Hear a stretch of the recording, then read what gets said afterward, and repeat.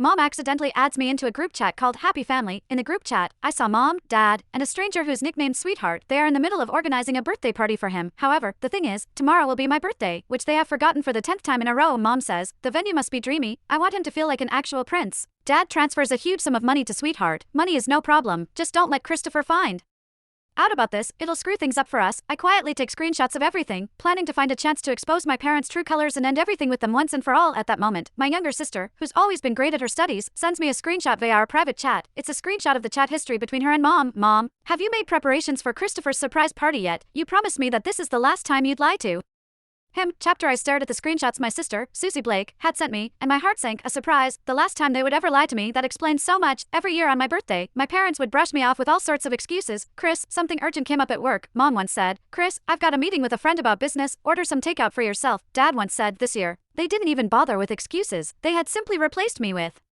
someone else. I tossed my phone aside. My chest felt as if something heavy had lodged itself there. Another WhatsApp message from Susie popped up. Christopher, don't overthink it. Mom and Dad just, I replied with just 2 words. Got it, overthink it. How could I not overthink it? The facts were right in front of me. That birthday party for their sweetheart was the so-called surprise they had lied to me about. As their biological son, I was nothing more than a backdrop for another boy's happiness.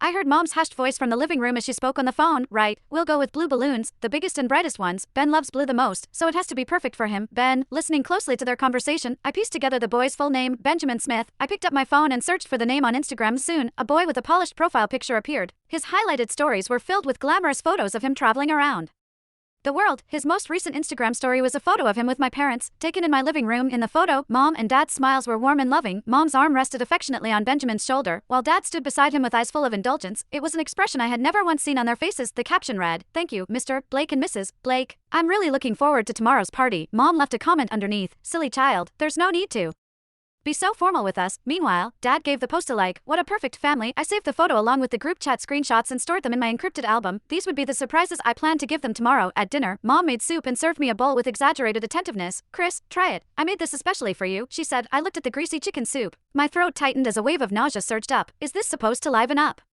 Benjamin's birthday party? I asked lightly. The smile on Mom's face froze. She glanced at Dad, and his expression darkened immediately. What nonsense are you talking about, Benjamin? He replied. Oh, looks like you forget things easily, Dad. I took out my phone and opened the photo. Isn't this boy your so-called sweetheart? Dad's face turned ashen in an instant. Mom rushed to smooth things over. Chris, you misunderstood. He's the son of an important client of mine.